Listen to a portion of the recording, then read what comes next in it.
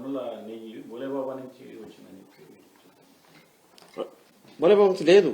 అది మీరు చూడండి. నా పాయింట్ ఏంటంటే వాళ్ళు కంక్లూజన్ రాసేస్తున్నారు. మన వాళ్ళ ఎల్లో మీడియా, ఈనాడు, ఆంధ్రజ్యోతి వాళ్ళు అంటున్నారు, మా రిక్వెస్ట్ మీరు చూడండి, ఎక్కడా కూడా బోలేబాబా అనేవాడు లేడు. నేను ఇంతకుముందు నా దృష్టికి వచ్చిన details I need to check again. 2019 సెప్టెంబర్లో, అంటే మేము వచ్చినాక ఒకసారి వస్తే అతను డిస్క్వాలిఫై చేశారు అని ఉంది. బట్ కరెక్టేనా? బట్ మా హయాంలో బ్లాక్ లిస్ట్ చేశాం. వేరే చంద్రబాబు నాయుడు హయాంలో ఇన్స్పెక్ట్ చేసి ఎలిజిబిలిటీ ఉంది అన్నాడు. ఓన్లీ థింగ్ ఇది అప్పుడు దాని పేరు అది కావాలన్నా మీరు ఆర్ఓసి లేకపోతే పేర్లు ఉంటాయి. హర్ష్ డైరీ అనేది తర్వాత బోలేబాబుగా మారింది. అర్లియర్ హర్ష్ డైరీ అని ఉంటుంది. మీరు చూస్తే, మీరు గూగుల్లో ఎవరు కొట్టే వస్తుంది. సో హర్ష్ డైరీ అంటే బోలేబాబా చంద్రబాబు హయాంలో టెక్నికల్ ఇన్స్పెక్షన్ జరిగి సెలెక్ట్ చేసింది వాళ్ళు. 2019 తర్వాత మా గవర్నమెంట్ వచ్చాక బోలేబాబాని డిస్క్వాలిఫై చేసింది మేము. ఇప్పుడు వాళ్ళ అలిగేషన్ ఏంటంటే ఈ బోలేబాబా వీళ్ల ద్వారా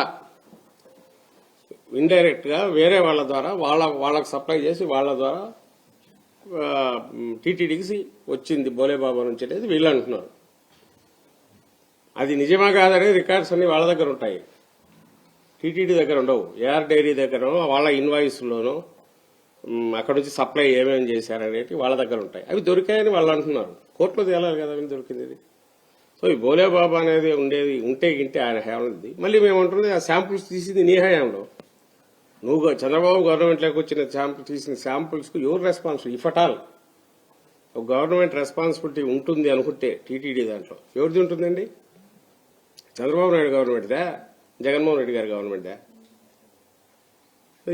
ఇక్కడే తెలిసిపోతుందిగా. ఇఫటాలని ఎందుకంటున్నా అంటే మేము కూడా చంద్రబాబు నాన్నలే మనము. ఎందుకంటే ఆయనకేం సంబంధం చంద్రబాబు గవర్నమెంట్కి? ఇక్కడ కూర్చొని అక్కడ జరిగింది దానికి. ఇప్పుడు వాళ్ళు దీన్ని మేము అన్నది కరెక్ట్ అని చెప్పడానికి నా అనుమానం ఇంకా మళ్ళీ ఫర్దర్ ఇప్పుడు వీటిలో నుంచి ఏదైనా లాగి చేయడానికి ఇంకేదైనా ఇంకా ఒక మహా కుట్రకు ఇప్పుడు తెరలేపినా కూడా నేను ఆశ్చర్యపోను.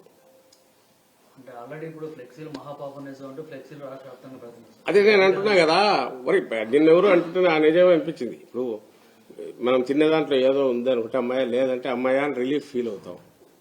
వాళ్ళు ఎక్కడ ఆనందం? అది నిజం అని చెప్పి వాళ్ళు పెడతాంటారు మళ్ళీ. అంటే మీరు తినింది వాడు కల్తీ నిజం అనేది ఇంకో దగ్గర జంతువుల కోవని కూడా పెట్టారు నిన్న. ఐ థింక్ నిన్న చూసిన వాటిలో అది లేదు అని తెలుసు. ఒకవేళ అట్లా అన్నందుకు నాలుగు కడుచుకోవాలా, తల దించుకోవాలా, లేదా దాటేసి పక్కకు పోయినా పర్లా. పైగా మళ్ళీ ఇప్పుడు అది నిజం అని చెప్పి అసలు ఎవరిని ఇంకా హత్య చేయాలనుకుంటారో అర్థం కావట్లా. జగన్మోహన్ రెడ్డి గారిను వైఎస్ఆర్సీపీని హత్య చేయాలంటే రాజకీయ పీఠం చాలా ఉన్నాయి. లేదా దీని మీద చేయాలని కూడా చేసుకోవచ్చు, వాళ్ళు ఎంతైనా చేసుకోవచ్చు. బట్ ఈ ప్రాసెస్ లో భక్తి ఉంది, దేవుడు ఉన్నాడు, భక్తులు ఉన్నారు.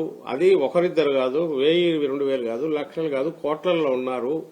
వాళ్ళు మా మనోభావాలు దెబ్బతిన్నాయి, మా సెంటిమెంట్స్ హర్ట్ అయ్యాయి అని వాళ్ళు కూడా బాధపడుతున్నారు, ఆవేదన అని తెలిసి కూడా మళ్ళీ దాని మీదే హార్ప్ చేస్తున్నారంటే నేను అన్నదాంట్లో తప్పుంది. ఆ రాక్షసులు అనడంలో రాక్షస తెగను ఇట్లాంటిది బాపతున్నట్టు ఇలాంటిది ఎట్లా వస్తుంది వీళ్ళకి?